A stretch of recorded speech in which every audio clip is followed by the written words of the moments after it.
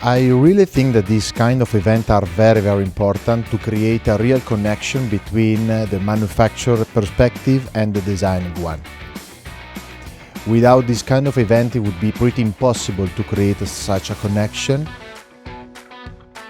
It was great. It was quite varied. There were hands-on type of demonstrations, and those were interesting. The whole day was very eventful and varied, and we definitely enjoyed it. A lot of these products, I had maybe heard about them, some of them I hadn't.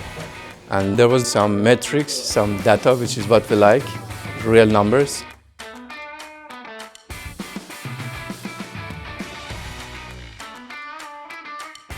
It's been great. It's been really a pleasure to be here. The presenters are great, so it's been good.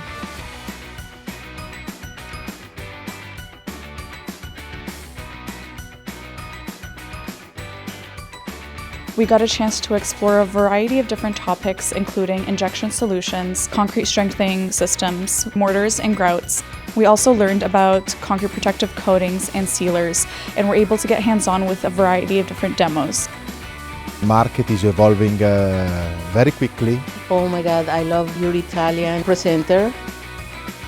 Keep being curious about new solution, new system.